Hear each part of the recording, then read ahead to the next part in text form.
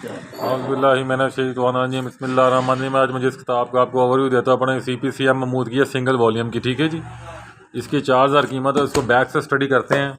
सबसे पहले इसकी टेबल ऑफ कंटेंट में आते हैं। तकरीबन 1500 के करीब सफ़े हैं, 1500 के करीब 1440 समझ लें। यह इसका इंडेक्स चलना शुरू हो गया है। यह महमूद साहब की फ्रेश किताब है। अच्छा जी, इसको रिवर्स चलते पड़े हैं। फुल केस ला, इसमें कमेंट्री है, सारे ऑर्डर शामिल हैं। अक्सर सवाल हो जाता है कि जी ऑर्डर हैं कि नहीं हैं।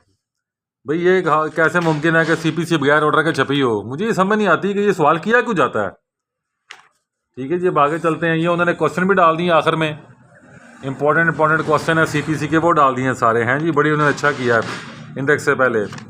और अभी इस टोटल केस ला इसमें स्टडी है मुकम्मल तौर पे। ये स्नॉप्सिस देख लें किस तरह वो एक अच्छे तरीके से बनाते हैं।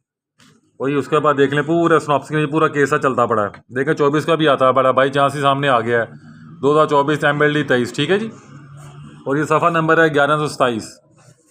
इसका मतलब इसमें 24 में ठीक ठाक उन्होंने इसमें केसला डाले थे। कितना वो अच्छे तरीके से लिखते पड़े हैं। केसला की लाइनें लगी हुई हैं, स्नॉप्सिस बने हुए हैं, डिले आ गया है, कंडोनेशन ऑफ डिले। ठीक है जी, सेक्शन 5 जो लिमिटेशन एक्ट है वो इसको डील करता है। जब भी आपका कोई केस कोई भी चीज़ डिले का शिकार हो जाती है तो आपने कंडोनेशन ऑफ डिले के साथ एप्लीकेशन ज़रूर डालनी है, दरखास्त साथ देनी है माफ़ी है तारीख की।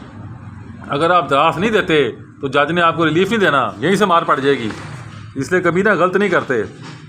एड्रेस फॉर सर्विस CPC को कम से कम 100 बार पढ़ना चाहिए, फिर जाके ये समझ आनी शुरू होती है।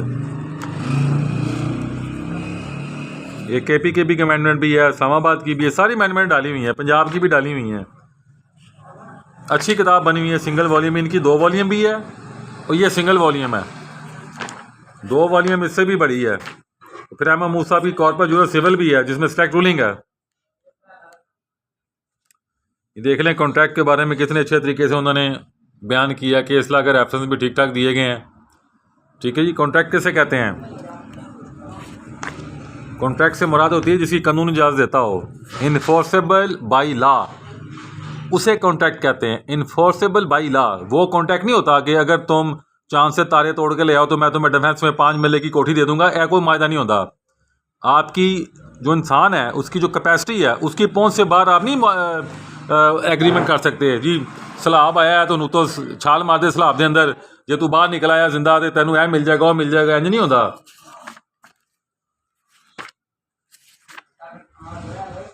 जुडिशल पावर एंड जुरिसडिक्शन, दायरा अख्तियार, remedy of civil court not barred, sorry time barred, गलत मुंह से लफ्ज़ निकल गया। अच्छा, मैं ये कहना चाहता हूँ कि जब किसी भी जगह रेमेडी नहीं होगी तो फिर सिविल कोर्ट उसे कहते हैं अल्टीमेट जुरिसडिक्शन, अल्टीमेट रेमेडी। आप सिविल कोर्ट आएंगे, there is no isolation law. ये नहीं हो सकता कि कानून में कुछ लिखी नहीं हुई, मौजूद नहीं है तो आप रेमिडलेस हो गए, आपके रेमेडी नहीं मिल सकती, नो वे।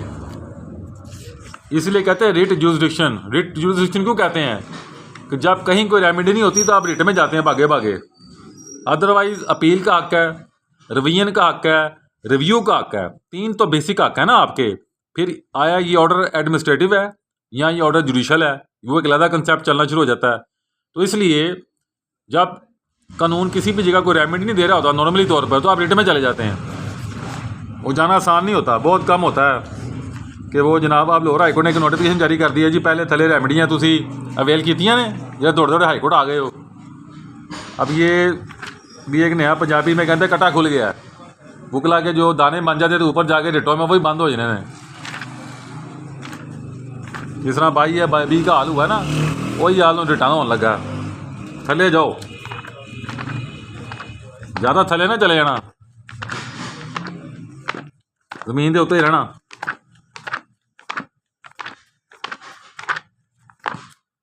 रिट के बारे में एक शेर भी बड़ा मशहूर है, कौन जीता है तेरी जुल्फ के सर होने तक, खाक हो जाएंगे तुझको खबर होने तक।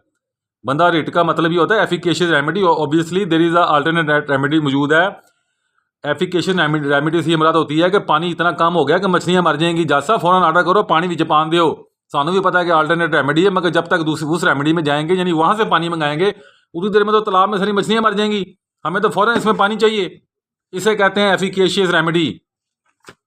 समझाया करो जज्जां नूं जाके, जज भी ना वकीलों चो आते हैं, इस करके तुहानूं वकीलों नूं ज़्यादा मसले मसाइल का सामना करना पै रहा। जज 3 जगह तो आंदे वकीलों चो, जजां चो यानी सेशन जजों से, और डिप्टी कमिश्नर्स को हाईकोर्ट के जज बनाया जाता। 3 जगह से जज चुने जाते, तो जुडिशरी ने बहुत स्ट्रांग होना था। अभी हम आपको किताब दिखा देते हैं। इसकी 4,000 रुपये से कीमत है सिंगल वॉल्यूम की, ठीक है जी। और मुनासिब डिस्काउंट पे मिल जाएगी, मगर एडवांस पेमेंट के ऊपर 3,000 के करीब ये मिल जाएगी। 4,000 कीमत है, डाक डाल के 3,000 के करीब मिल जाएगी, मगर एडवांस पेमेंट पे मिलनी है। एडवांस भेजेंगे तो हम आपको किताब सेंड करेंगे, अदरवाइज़ नहीं। COD जो है ना इस मुल्क में करना मुश्किल बन चुका है। किताबें वापस आ जाती हैं, ख़रीदते नहीं हैं, कोई ना कोई बहाना आगे से बन जाता है जी।